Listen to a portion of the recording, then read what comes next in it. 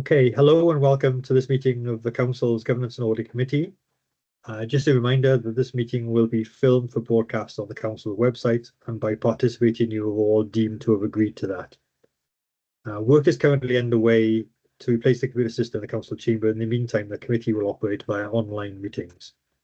Can I start by extending my welcome to members of the committee to this online meeting, and to any members of the public who may be watching either online or via the webcast.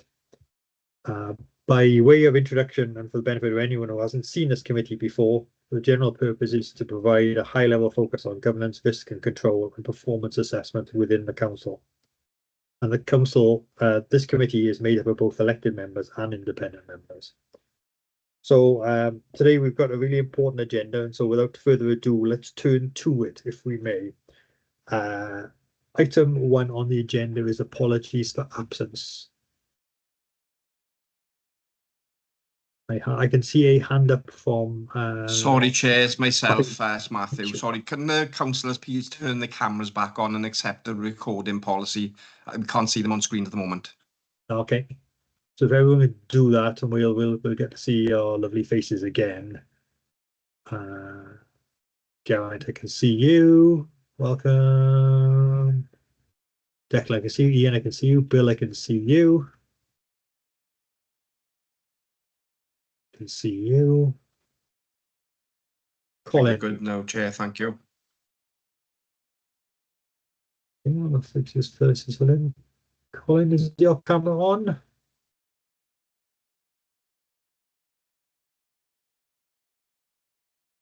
I can't see you, Colin, and I'll be the only one left with that. Yes, okay. Okay, let's progress then in that case. Agenda item 1 is apologies for absence, and as we currently sit here, Stu Erickson, lay member, hasn't yet attended, so we will note her apologies if she arrives later in the meeting, then so be it. Agenda item 2 is declarations of interest. Everyone knows the score by now. Reminded of personal responsibility to declare personal prejudicial interests. Has anyone got any declarations to register with respect to today's agenda?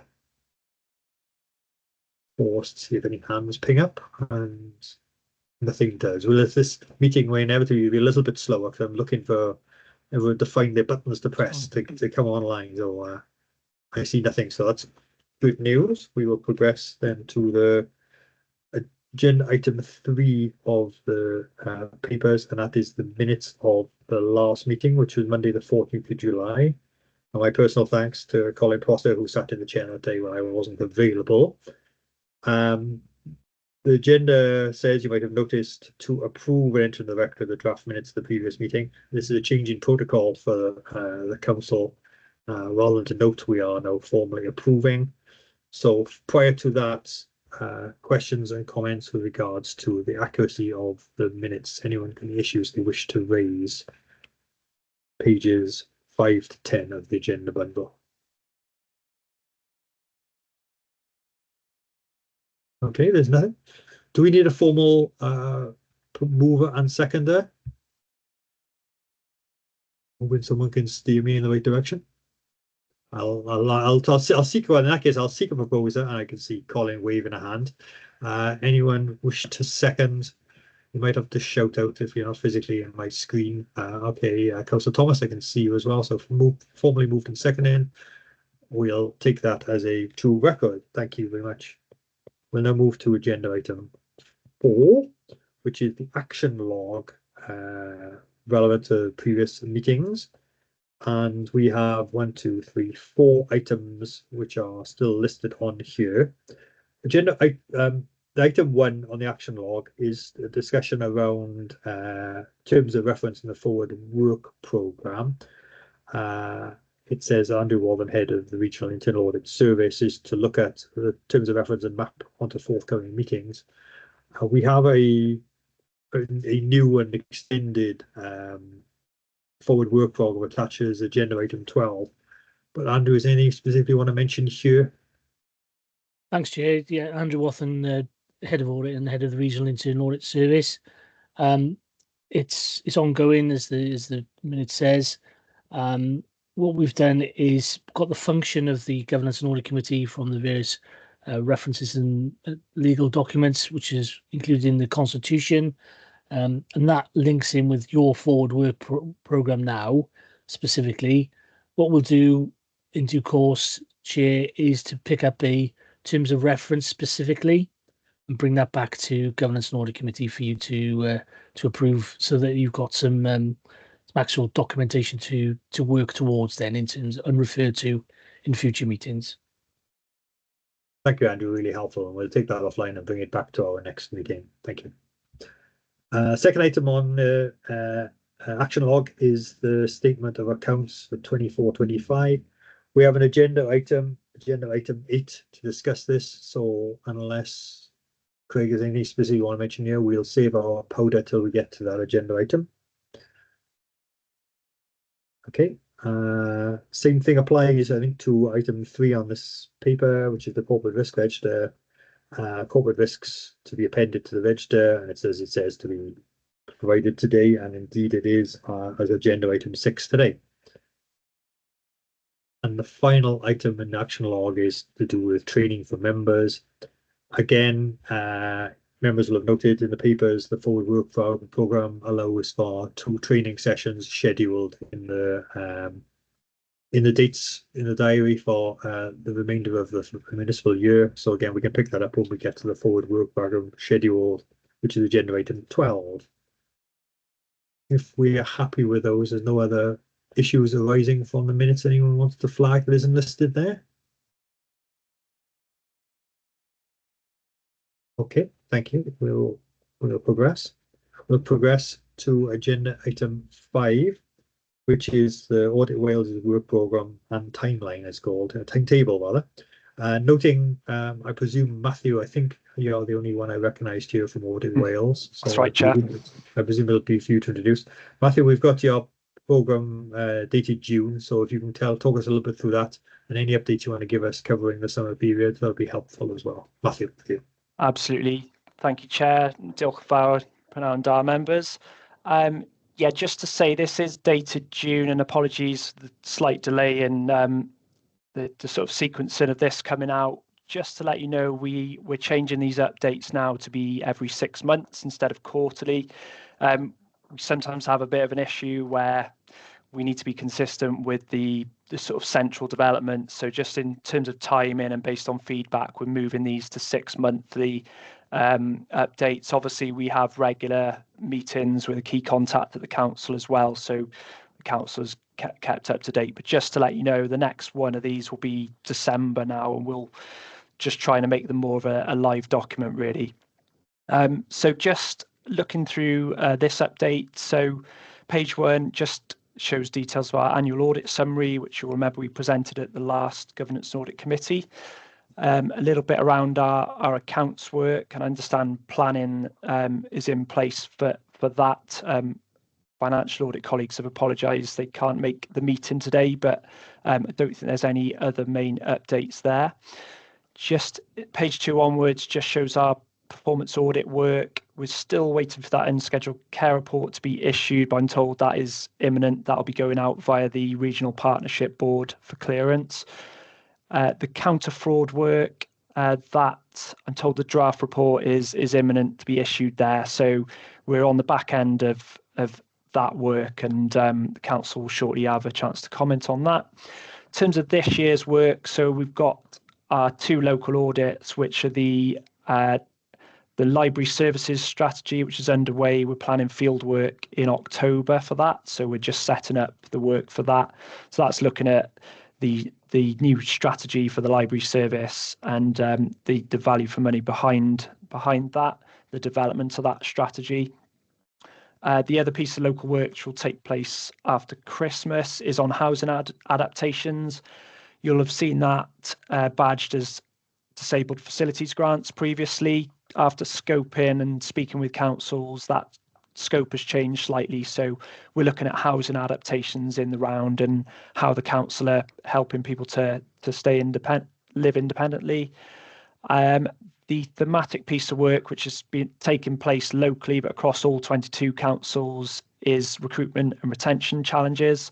and we've got field work lined up for that in November. So we're choosing 3 service areas as a bit of a tracer for that work as well. So page 5 just shows local government studies underway. So the children's services one's the main one really we're just embarking on. We've just reached out to all 22 councils for information on that, document requests, contact details, that sort of thing. So that's the latest one underway. That's looking at value for money with respect of looked after children. Page 7 onwards is the usual update from our ESTIN and CIW colleagues. Page 11 details our national studies that have been published, and the main one to mention there, which members might wish to look at, is the temporary accommodation report. That's the national report we've released, a very live issue there. And then page 16, just to finish up, just showing the 2 events there have now taken place, but there is a link for further resources that have come on the back of those events, so there might be something of interest there.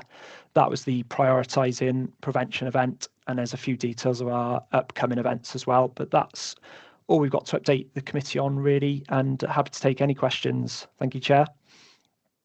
Thank you, Matthew. I understand your thinking behind 6 monthly updates in terms of the effort it takes to get those together.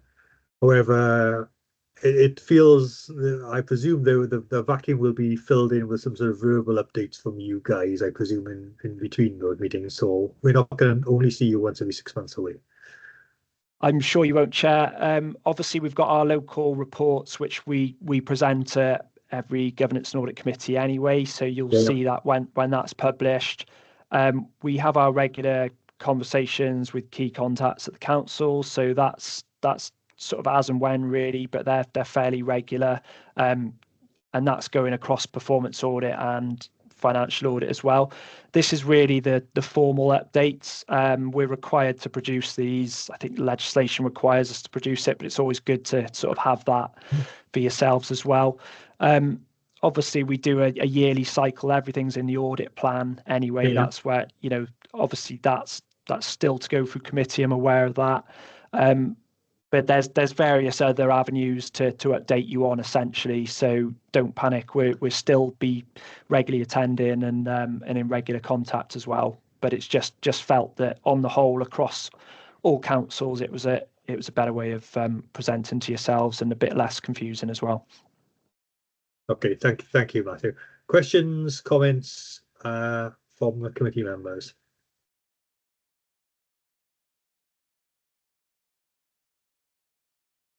I can't see any hands up, so I'll pick up a couple if I may. You mentioned the thematic review into unscheduled care. Is there specific issues behind why we're running 2 years behind the timetable date? It says August 22 to October 23, and here we are, September 25. Is there a specific issue? Is it just grown into a very large piece of work? Is there a complexity we need to be aware of? I mean, you'll appreciate it's our health colleagues. I know we're part of the same organisation. They've very much been driving this piece of work. As you can imagine, it's a complex area of work. Obviously, that was planned for, but I think 1 or 2 health boards has needed sort of a bit more attention and actually been a bit more kind of complex than first thought. So they've been a priority to get those out first, really. But I know the report is at a point where it's due shortly.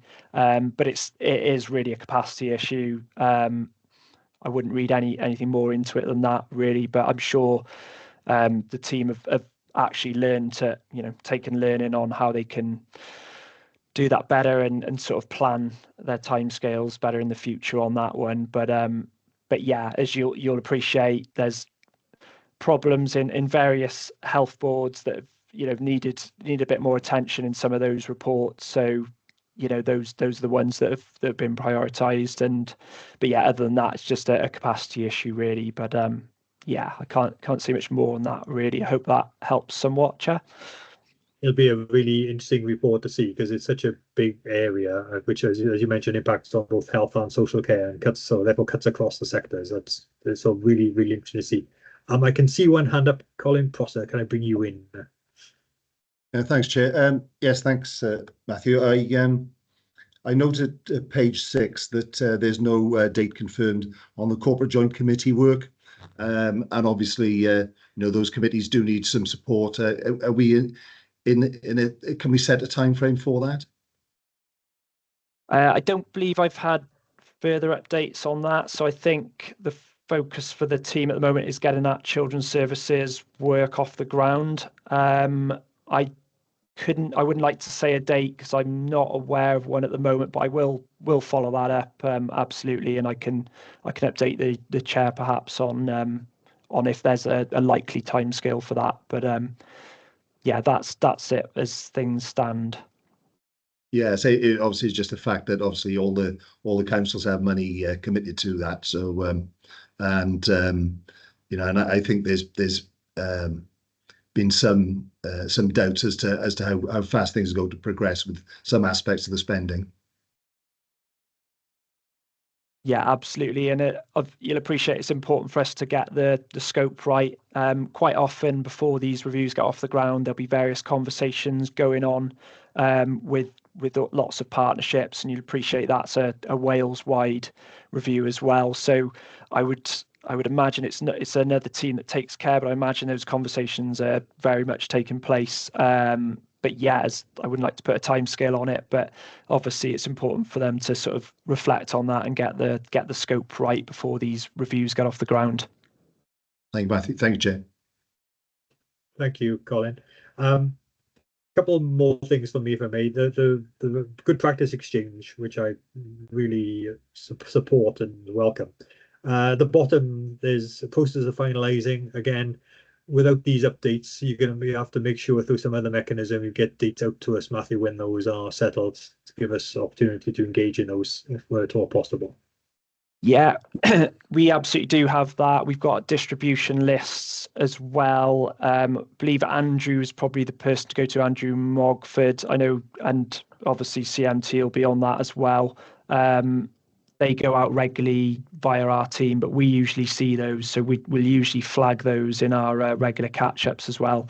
But I appreciate what you're saying. This is an opportunity to raise that, and we'll just have to have a think about how GAC are cited of those as well, because we wouldn't want you to miss the opportunity. We've had good feedback from those events as well, so yeah, we'll take that on board, Chair. Really helpful. And one last one for me, which I don't think is in this paper unless I missed it, which is the annual consult on fee schemes. I've begged in the past that the outcomes of the consultations get included, and my words have fallen on fallow ground thus far. Just to raise there is a consultation out there. If people want to contribute to it, then please do. I'm not sure my entreaties have got any traction at all thus far, but I'll still continue to entreat on it nevertheless. So just to raise that to members that there is a consultation out there at the moment. And again, it's one of these things about making sure you're on the right mail list, because otherwise you wouldn't be aware. So, Matthew, I don't think we have anything else for you, and though there is external audit recommendations on the agenda further down. So if you're hanging around for that, then feel free. But anyway, thank you, Matthew, for that. Really helpful. Sure. Thank you, Chair. Okay, thank you, members. Thank you, Matthew. Turning to the next agenda item, which is agenda item 6, and it is the quarterly update on corporate risks. Quarter 1, we have Andrew Mogford in the virtual room. Andrew. Hi, thank you, Chair. So what I was planning to do is step through some of the key elements of the report. Understand you've all had a chance to read it, so I won't go through it necessarily line by line. Firstly, I'd like to point out that even though this report has come to this committee today as a risk quarter 1 report, it now features as part of a wider report which will be going to Cabinet later this month. So it forms part of a performance, risk and finance report. I think I updated, I think it was in the last meeting, that this would eventually come to fruition, and it now has for Q1. Chair, I'm quite happy to share that report with you and the rest of the committee if you want to see risk in the context of finance and performance as well. So even though this has been presented in risk in its own right today, the report obviously looks at the Q1 risk register, which addresses one of the actions that you raised right at the beginning of the meeting, Chair. That's covered within Appendix 1 of the report. The other thing is it gives a summary of some of the work done outside of the corporate risk register as well. For example, we had a really good meeting stroke workshop with yourselves and scrutiny earlier this year, with some of that feedback now going into the work that we do and when we review the strategy and policy work. In addition to that, we've also looked at, just bear with me a second, some of the internal audit recommendations. They are now deemed complete. So we've looked at the policy and strategy. We've also looked at service risk registers. We've updated the corporate risk register. We're not leaving it at that. We are looking to produce highlight reports against each of the corporate risks to make that corporate risk register a little bit more readable and bring it to life a little bit. But within the corporate risk register at this point in time, going from Q4 to Q1, following a workshop with the corporate management team and looking at the data and evidence available, we are proposing that 3 of those corporate risks are reduced, 7 remain the same, and 2 are increased. With that in mind, we've also looked at the actions which have been delivered against the existing corporate risks, and that's summarised within the report as well. I believe it was a concern, or at least a recommendation from the committee, to look at the amber actions to make sure that they don't become red. Yep. And in addition, to make sure then that we are progressing in the right direction. Pleased to say that has happened with evidence from the the corporate risk register owners. And that was firmed up with the corporate management team, where they presented each of their risks back in the workshop earlier this year. There's a summary table within the report as well. There's also then on point 5.6, I think it is, rationale to change risk scores. And then further down on 5.8, there's 2 emerging risks that have been identified either through service risk registers and put in for escalation, or new risks which have been identified as part of the work we've been doing both on service risk registers and the work we've done with the corporate management team. It was raised in the process how we've arrived at this. So what we've done at this point in time is we've managed to understand what those risks are, or escalate them from service risks. With the current risk score as we see it, what we're proposing to do, provided Cabinet approve the new corporate risks, is we'll do in addition to that then and build them into the corporate risk register, but make sure that action plans are robust enough. So if things like the impact and the likelihood score do change, based on that, we'll report back both to this committee and Cabinet in the future. So we're almost seeing the process that we agreed a number of months ago now actually live and flowing in this report and what we bring forward. I don't want to dwell too much on things, but just picking up on one or two points that have been raised previously. We are continuing to do our horizon scanning through our work with corporate management team and the rest of the organisation, and also using resources which we have from alarm risk management. We're also as well focusing on how we can make even stronger links now between corporate risk, performance and finance, building on Q1 report. So we'll do a bit of a review following how that report lands, and making sure then that we can build on that and also build it into our monitoring templates and dashboards going forward. So they are the key elements of the reports, Chair. Happy to take questions. Thank you. Just a couple of observations on what you said before I invite questions and comments. Really interesting to see you talk about sort of combining finance performance and risk. I guess some places call it a balanced scorecard. I guess you said, whatever it is, to see how pulling in those things in different directions, one thing affects the other. Obviously, that's really helpful to hear that. And the other thing I should mention is that the risk training session which we had just before recess was an excellent one. So thank you for that, Andrew. Obviously, not all committee members could make that date. Did you say that you've got a recorded version of it you could make available to those members, or are there going to be other versions? Are you still delivering it around the councillors? Okay, so we're carrying that out with each of the scrutiny committees. We've done one and we've got the other 3 to come. I know Councillor Smith was at the scrutiny committee version. I can also do some follow-ups, Chair, with the people that were unable to attend, and we can have a mini version.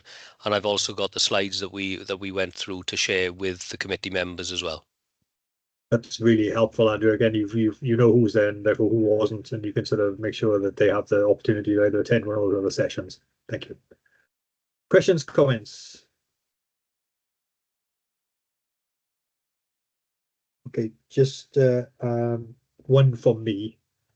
You mentioned in the paper, it's 5.8, that 2 emerging risks have been identified. Just understand the process. The phrase says, if approved at Cabinet, they'll be added to the risk register. What's the formal process that happens there, and what's the timeline? Okay, so it doesn't, first of all, it doesn't detract from us dealing with those risks. So once they are raised at a service level, or indeed the risk increases, or if they raised at a corporate management level, they are still then investigated and progress from that point in time.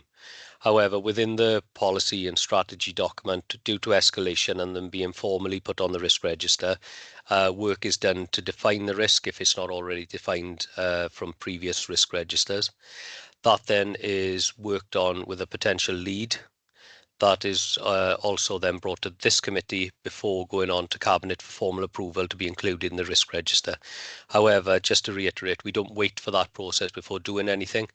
When that risk is deemed a risk, that is worked on, and that was actually brought up earlier today in when looking at the Cabinet report, and the Chief Executive and the Section 151 officer were able to confirm, for example, they're looking at putting mitigation actions in against the capital risk that was brought up within the report, Chair. Excellent, thank you, Andrew. I don't see any other hands up, so thank you for that report. Really welcome. It continues to be a journey, doesn't it? The appendix is still quite a fussy appendix, so I welcome your sort of aim to turn that into some sort of highlight report, and that'll be really helpful. Anything that aids sort of transparency on this is only a good thing. So, but thank you for that, Andrew. However, we don't let you off too lightly, because I think you're still the main protagonist in agenda item 7, which is the external audit recommendations. We have your report again, Andrew, about how things are progressing. Okay, thank you, Chair. First of all, can I put a correction regarding the recommendation? It refers to an appendix. However, there isn't an appendix for this report. It refers to a previous report, and unfortunately it was missed. Previously, as you recall, we took a number of recommendations that were historic and listed them in an appendix. So all the information regarding this report is contained within the body of the report, as opposed to any appendices. So apologies for that in the first instance, Chair. The main purpose of this report is to step through external audit recommendations as we've done previously. Again, this follows a quarterly process, so it's as at the end of Q1. The report basically outlines the process and what we've done to arrive at the current position. At the moment, we don't have any concerns. There are a number of completed actions and completed recommendations within section 4.3 within the report itself, and an update provided. So the next steps regarding this report are to continue monitoring external recommendations. I should point out, going back to the previous item before last, where Matthew raised the point of contact and the work he does with myself, we have identified 1 or 2 MRFs or management response forms from historic audits, which are outstanding on the work that we were doing with our historic recommendations. So they'll be brought with a complete update in one of the future governance and audit committees, just to make sure that everything is covered off, Chair. So every monitoring response form and any future ones will then be completed or at least up to date. So that's the only thing we've got outstanding now against those recommendations. Something we're doing to streamline the process is working with colleagues in IT to make sure that, like you were saying earlier, where we can make things more transparent and more open and more accessible, the better. So what we're doing with them is looking at how we can report this in a far more effective way, so we can bring summary reports them. Oh, Andrew, I think we've lost you. Right. Okay, I'm back. Am I, Chair? Yeah, you froze for just a second. Okay. You were So talking about transparency. right. Okay. And I froze. So what it was is going to how we can make transparent reports, how we can make things more accessible. So we've been working with IT to make sure that those reports are then easier to read than the ones we put in front of you guys today. So we're making sure that in the similar way to risk, we have a dashboard which is automated, and then everything else can feed in then to the work we're looking at through the audit committee. So that work is underway. We're hoping to bring something to this committee around Q4 on that, if not before. And the purpose of that then is to see it on a dashboard as opposed to words on a page. So it's work in progress, something we have been working on for a while. So that is something we want to progress as part of our efficiency and effectiveness as a team. Thank you, Andrew. When you say Q4, I don't know how long, but then I realized today is the beginning of Q3. So gosh, doesn't time fly? That's really helpful. Thank you, Andrew. And your offer to bring a full list so we make sure that nothing's been missed is really helpful, because that was kind of my obvious question here is it helpful? Is there anything else out there we should be worrying about? So that's really helpful to understand. Questions, comments for Andrew on this paper? Excellent, thank you. Really helpful, Andrew, as always, and grateful for it. We will progress to agenda item 8, therefore, preparation statement of accounts. We turn to either Craig Flynn or James Hopwood. My apologies. Thank you, Chair. So agenda item 8 provides an update on the preparation of the 24-25 statement of accounts, as you mentioned in the action log in your introduction. So section 3 of the report sets out and confirms that, as expected, the council didn't meet the regulatory timetable for preparing the statement of accounts for 24-25. That was well flagged up and discussed with Audit Wales, was a consequence of the delay to the 23-24 accounts. And section 3 confirms, in accordance with the guidelines, that we've put a notice on our website just to set that out. Section 3 also talks in a bit more detail about some of the regulatory guidance around preparing the statement of accounts. Section 4 gives an update on the external audit recommendations, which were specific to the statement of accounts. So there were 2 recommendations made by Audit Wales after the 23-24 statement of accounts. One was around working papers, and as part of that, we've been adding more information and changing the process around that and adding in reviews as we've been going along to respond to that recommendation. The other recommendation was around lease accounting, and we've been looking at some of the processes around that and developing and improving that, so we've made quite a bit of progress. Section 5 then talks about progress so far on the 24-25 statement of accounts. That goes into some detail about some of the pressures this year in terms of changes to accounting standards and how that's affected the close down of the 24-25 statement of accounts. And it also goes into detail around some of the processes that are involved in preparing a statement of accounts in any year.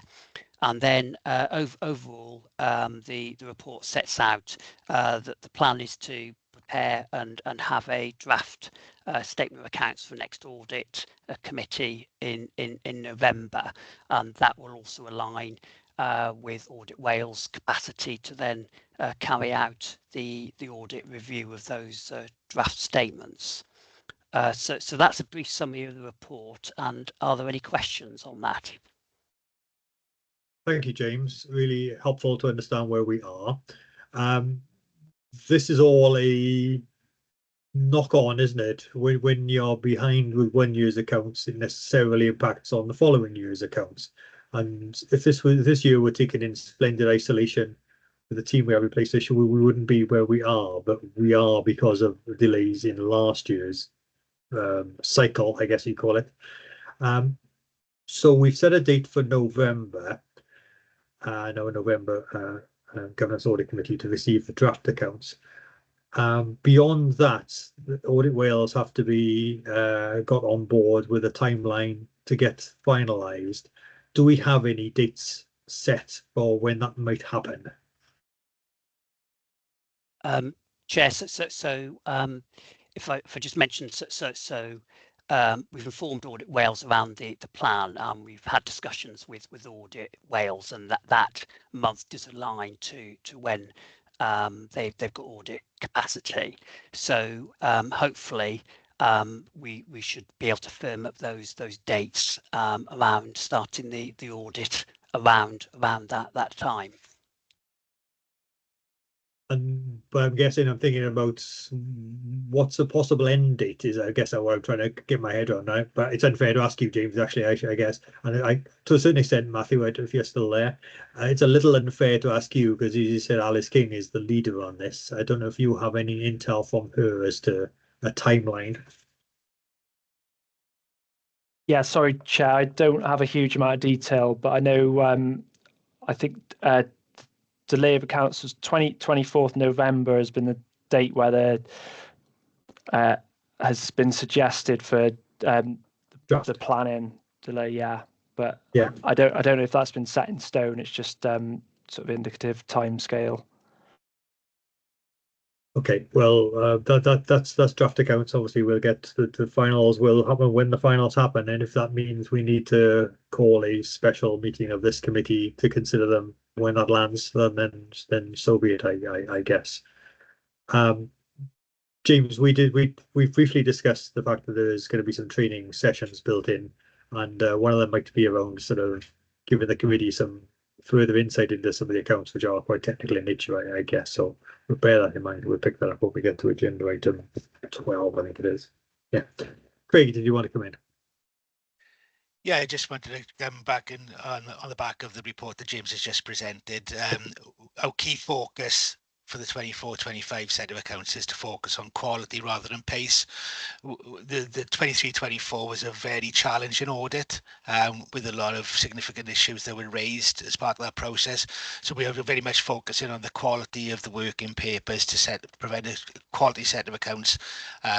Be that drafted and audited yourselves after I've authorised them and through into Audit Wales to ensure that this audit is as painless as possible in that regard. As I say, focusing on quality rather than pace of producing those accounts. Helpful, thank you, Craig. One last one in terms of again, it's you're absolutely right. It's not a race. However, you don't want to be the laggard in the pack. Can you give me a clue, Craig, as to from conversations you've had with your colleagues across the other local authorities in Wales, where we kind of sit in terms of timelines as it currently stands? I haven't got the data for each authority. I know there's a number of authorities have produced a set of unaudited accounts in line with the timeline, and they will be undertaking, undergoing the audit process as we speak. And then they will provide a set of accounts to the audit committee in the early autumn for them to sign off and follow that audit process.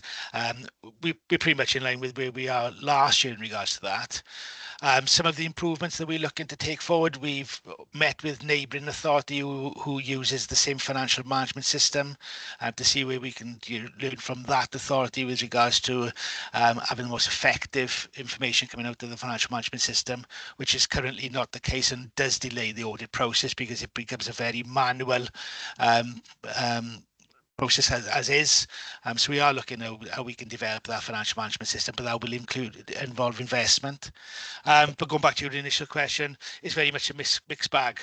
When you miss the 31st of July deadline, then for audit governance and audit committee to consider that report, you fall into tranche 2 and audit Wales capacity allow, and then that will be done as soon as the report is presented to yourselves. I guess what I was trying to get at, Craig, is there's more than just us in tranche 2.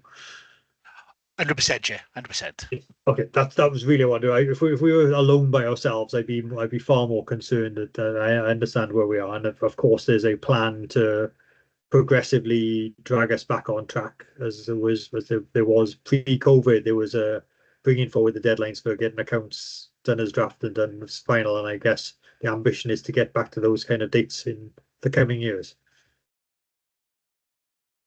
You're totally correct, yes.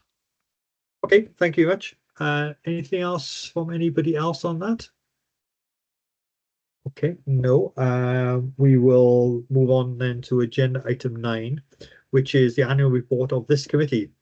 The report at the top says Andrew Warden / Martin Veal. I'm very, very grateful to Andrew for doing a lot of the legwork in terms of pulling all the data together.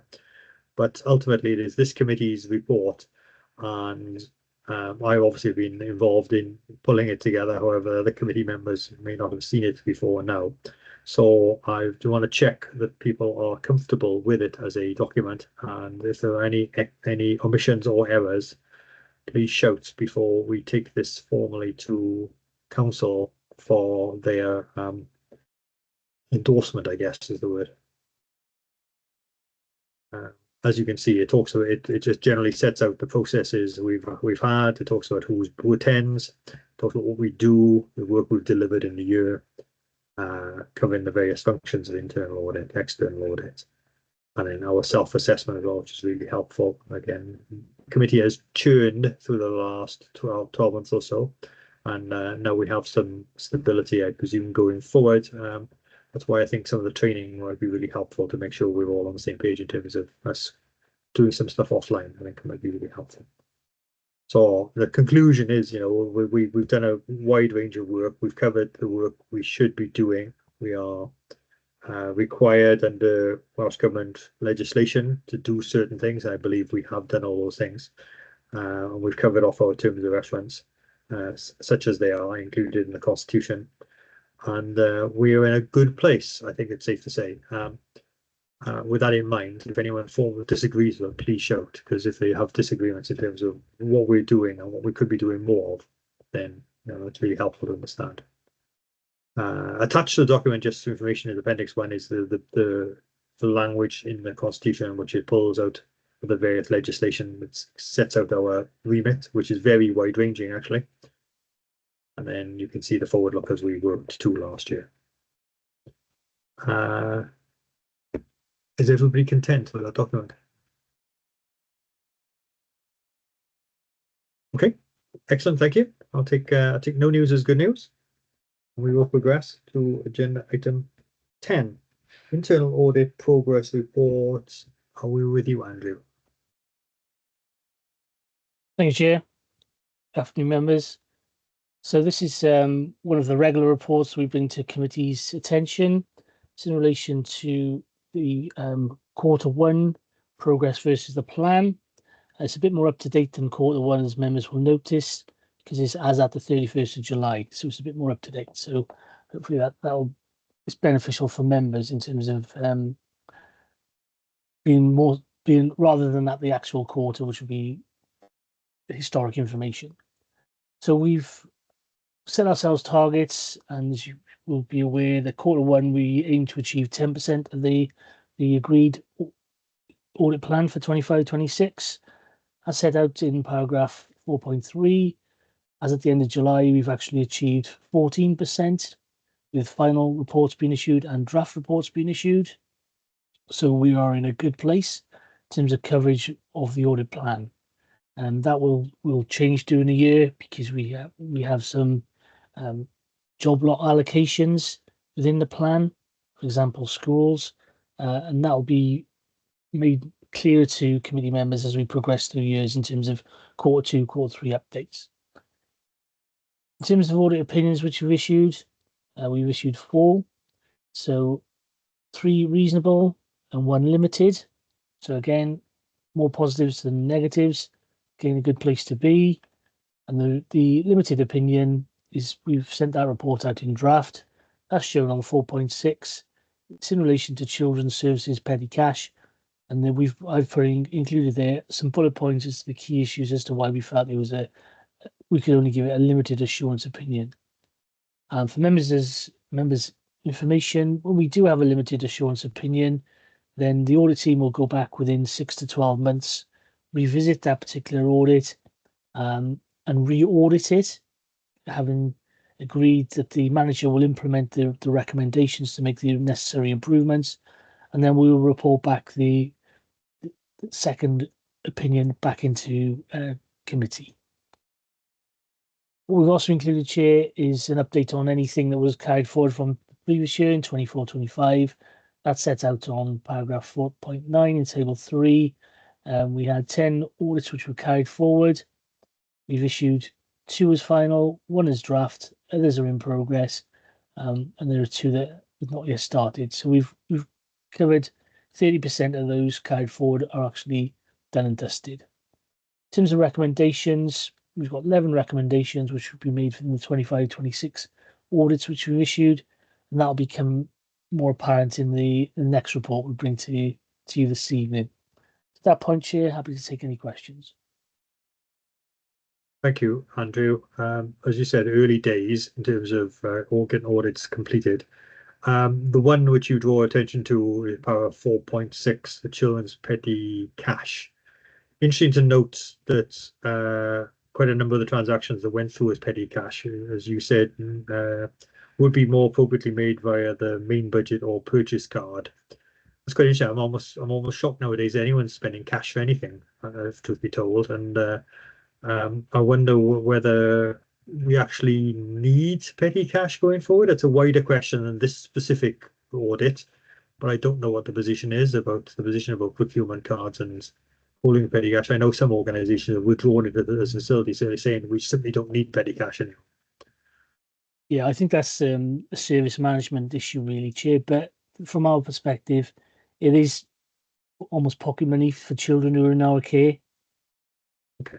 To a certain extent. So, okay. Yeah, so I think they would argue there's still a need for that cash. So it's just trying to make sure we get all the receipts into account for it properly would be the key aspect from our internal audit perspective. And just remind me of the follow-up process if the limited assurance reports. Of course, the report isn't yet final, so it'll take a little while. Yeah. Once it's final. So we'll revisit the limited report within 12 to 6 months. If there's a second consecutive limited or no assurance opinion issued, then we'll be bringing it to members' attention as a concern. If it's a more positive, as a reasonable or substantial opinion, then that gives us a assurance that the manager has actually implemented the recommendations to reduce the risk and to improve the overall control environment. But in terms of timescales, we're aiming to go back within a 12-month period, Chair, and then report back to committee accordingly. Terrific. Thank you, Andrew. Really helpful. Last one from me, more general, really. In terms of, there was obviously some disruption through the last year when the Regional Internal Audit Service changed from 4 to 3 units. Is staffing now steady? We don't have any issues about staff moves, etc. You have the resources to deliver the plan, all those kind of questions, really? Yeah, absolutely, Chair. The team are working really well as a 3 partner provider. We've got the resources to cover the audit plans for all 3. Joan and I work together to kind of make sure that happens. And the team has been very stable for the whole year. which is really encouraging, and even more so that the majority of the team have put their hand up to do professional qualifications, which we're happy to support. So that's ongoing. So hopefully in due course, we'll be presenting a even more professional team and service to all of our partners. Thank you, Andrew. That's really reassuring, because I know the internal audit is quite a sort of competitive field right now, and a lot of organisations are struggling to get the resources in to deliver. So it must say something about it's a good place to work. I think so, Chair. And we'd have to take a poll for our staff, but nobody's left in the last years, which is positive. Excellent. Thank you, Andrew. Questions, comments on this item? Okay, thank you very much. We will stay with internal audit. I think Joan's going to step up to the plate for agenda item 11, which is the internal audit recommendation monitoring. Joan. Yes, thank you, Chair.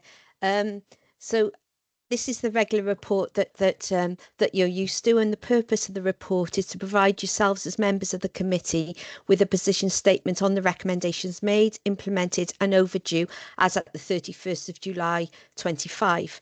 As you're all aware, recommendations are made at the conclusion of an audit review if it is felt that improvement should be made to mitigate risk and strengthen controls. The implementation of these are monitored to ensure the risk identified has been addressed. So Appendix A provides the detail of the high and medium priority recommendations that have been made. But if I draw your attention to Table 1, that sets out the categorisation we use. So committees should be aware of that, and we actually only monitor the high and medium priority recommendations. The low priority recommendations, we make them to managers, but managers then monitor them themselves. Table 2 within the report summarises the recommendation status in respect to the audits completed from this financial year to date. It illustrates 6 recommendations have been made as of the 31st of July, and these are all medium priority recommendations. 2 of these have been implemented and 4 have a future target date, which is not unusual, bearing in mind the time periods we're talking about. Table 3 shows the recommendation status of audits completed prior to this financial year. So from the table, you can see that there's 16 medium priority recommendations that have been made during 23-24 and 24-25 audits that still have a future target date for implementation. You should note really that until these recommendations are implemented, control weaknesses that have been identified possibly remain. So therefore, the details of all these recommendations are included in Appendix B. Just to provide assurance, though, monitoring of recommendations is undertaken regularly by the audit team, and we do have a robust process in place, and undue delays or issues are highlighted to the Council's corporate management team and then ultimately to this committee. I'm happy to take any questions. Thank you. Thank you, Joan. Questions, any comments for Joan on the programme? On the face of it, it looks very positive because, as you rightly point out, the headline figures are that there is nothing which is sitting in the overdue column. I would, however, draw attention to Appendix B, which shows that for a number of the recommendations which had an agreed date, the agreed date has slid back. So therefore, they know they were overdue. Have the date not changed? No, they are no longer overdue because the date has moved into the future, and that's happened for 8 of these 16 that are still outstanding. So I'm a little concerned about timeliness of addressing them, and I wonder whether the approval process. I guess I'm interested in, Joan. How does when they said it? The way an audit works is you write an audit report. You tell them what the problem is. They then says, we're going to fix it and we'll fix it by date X. That date then comes and goes, and they suggest a future further date. I mean, what does that mean in terms of the risk, as you rightly point out, carries on for an extended time, sometimes, even up to a further year? should this committee be involved in approving those or not, or having some further insight into whether those dates are reasonable or not, or are you taking a view on reasonableness of those dates as well? Yeah, you are right with the process. So when the audit is completed and the audit report issued, there's a management action plan, and that contains the recommendation, and then the respective service manager completes the action plan with the agreed action that they're going to take to address the recommendation. They give us the responsible officer and the agreed action date. Obviously, if it's a high priority recommendation, we encourage them to put that right within a period no more than 3 months. A medium, we would recommend within 6 months they should address that. Obviously, some of these are longer than that, and as you rightly said, some dates have been revised. As far as that process, when the agreed date is come in, the relevant auditor does contact the responsible officer to get an update. If they say the recommendation has been implemented, we ask for the evidence to verify that, and that recommendation is closed. Unfortunately, if that hasn't been the case, if we get no response or there's no real reason why they haven't been able to implement the recommendation, you're quite right, that would be reported as overdue. If, however, there are reasons as to why they can't, they give an update and agree a revised recommendation, sometimes a revised date to implement the recommendation. Sometimes this is out of their hands if they're waiting for a system to be implemented and there's a delay in that, therefore dates are pushed forward. If there's staff pressures, sometimes they push dates forward. However, we are getting better at having the conversation with the manager before they agree to push a date forward about the risk, and if there are any other ways they can mitigate that risk, or in fact, are they happy to accept that risk is still in place until they implement the recommendation. So we can offer advice, and we raise that, and that is why we do escalate or send this report regularly into corporate management team, so the directors are fully aware of what's happening and what risks are being accepted until those recommendations are implemented. That's really helpful to understand. So there is an escalation process effectively. Yes. So senior managers are aware that these things, I mean, some of them are quite processy, but some of them I feel might have significant risks, but that's really helpful to understand. Thank you. My last request is when you ask for the current position, the first word should be on target or not on target. And the not applicable because it's a date in the future it doesn't tell me one way or t'other. And if it's, especially since some of these are end of September, end of October dates, I'd like you to give me some yes, we're okay, everything's going to be done honestly, or not, and that would be helpful. So maybe you can incorporate that in future. Of course, we'll take that on board. I put that in because the dates hadn't quite hit, or it had just hit, and obviously with the summer holidays. But yes, I appreciate that. We'll do that moving forward. Thank you. Fantastic. Sue, do you want to come in? Thank you, Chair. Just got a question on the back of that, really. It was a thorough explanation. Thank you for that, Joan.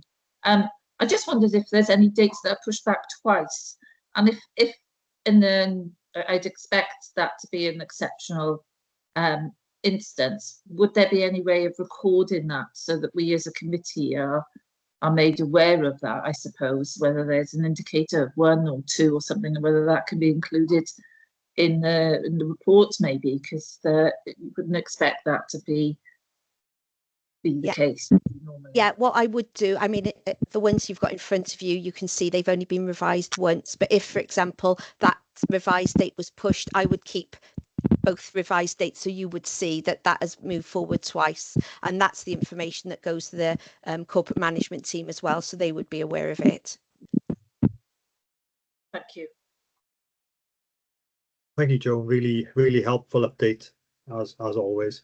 Okay, we're moving on now to agenda item 12, the last substantive paper we have today. Agenda item 12 is this committee's forward work programme for the rest of this municipal year. Helen, do you want to start us off on this? Hi, yes, thank you, Chair. So agenda item 12 is the Governance and Audit Committee Forward Work Programme. This is presented at every meeting for members' approval. In accordance with the committee's terms of reference and to ensure thorough oversight of its core responsibilities, the proposed Forward Work Programme for 25-26 is included in Appendix A. Please note the work programme has been updated to replace 2 previously approved Governance and Audit Committee meetings with training sessions. These are scheduled for the 13th of October and the 12th of January. Specific content and timings of these sessions will be confirmed in due course. The remainder of the agenda outlined in the programme remains flexible and subject to change. Additional items may be introduced throughout the year, and the programme will be updated accordingly to reflect any changes. Paragraph 4.2 contains a table listing the 14 agenda items scheduled for the committee's next meeting, which is on the 24th of November 2025. Members are invited to endorse this schedule, identify any officers they wish to invite for specific items where appropriate, and indicate whether further information or research is needed. So at this point, I'm happy to take any questions. Thank you. Thank you, Helen. I think it's worth saying that Colin and myself met with the internal audit team and Sarah and Craig a few weeks ago to try and nail down this. We've talked quite a lot about having training sessions, and we've never managed to actually take progress on that, notwithstanding Andrew Walford's risk management training session, which was very helpful. So we've taken the liberty of taking those 2 dates, which were already in your diaries as committee meetings, and turning them into training or briefing sessions for members, with the intention of including whatever items you guys want to have included.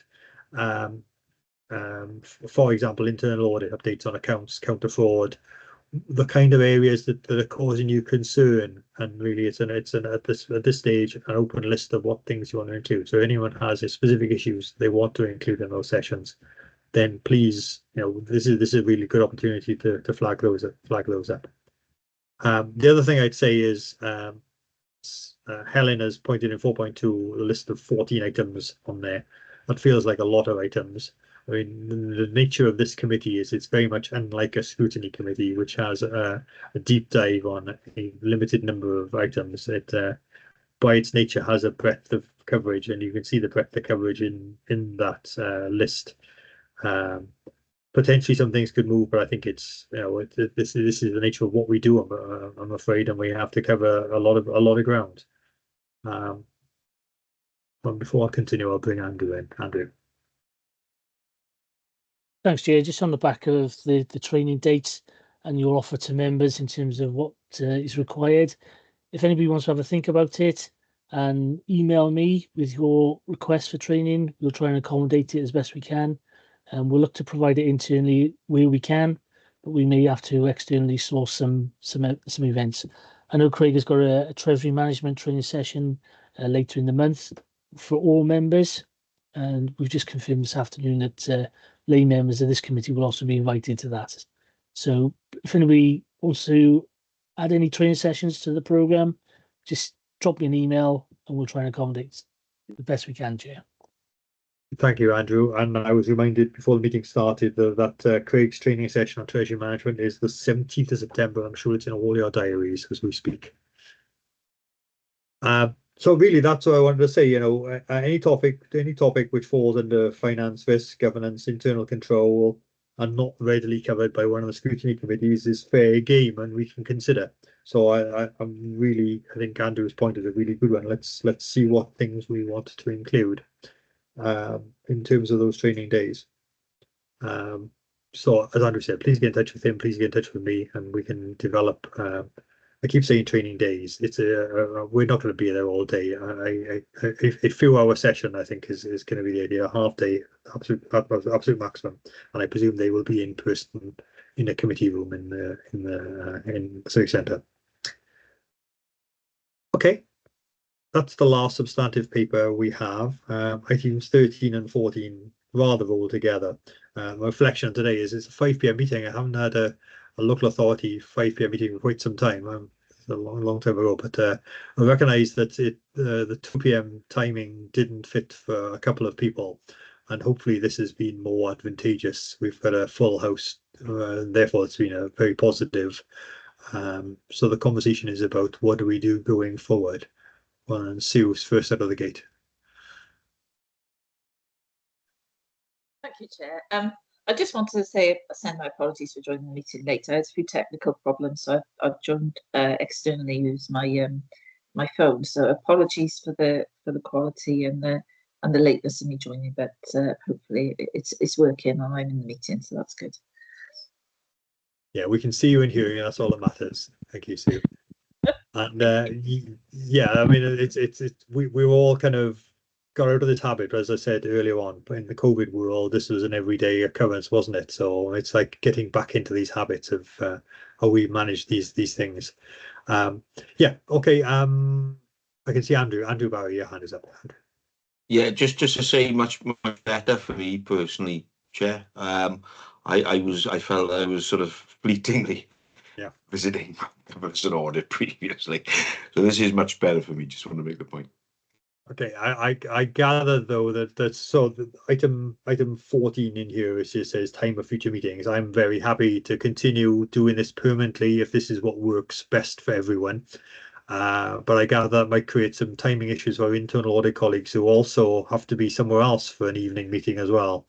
So we'll check, Andrew, with you as to which specific dates you have diary clashes for, and either substitutes, I guess, can be arranged. If substitutes aren't possible because you're both covering the same remits, then we may have to look to actually move the date completely to a different evening, and we'll work with Democratic Services to that offline. But the next date in the schedule, as you can see, is the 13th of October, and that's going to be a training session. Again, we can check what's the best timing for that. It can be morning, afternoon, or evening. And I'd strongly recommend we do training sessions in person because they're far more collegiate. We do when we do that. So whatever best works timing wise. Again, Andrew, Helen, when you're organising, pulling together a possible agenda, if we can do a straw poll as to what's the favourite date or who can make which timings, that would be really much appreciated. Any other reflections on I mean, we are with hybrid meetings. There's nothing we can do about that. So you can see if they're good or bad, but they are, and there's nothing else we can do about it for the next, I suspect, couple of months at least. But in terms of the timings, if this timings work, then great, let's do it. The intention is to get as many people in as we possibly can, obviously. And if that works, then great. I'm very happy to be flexible on it. Any final reflections from anyone else?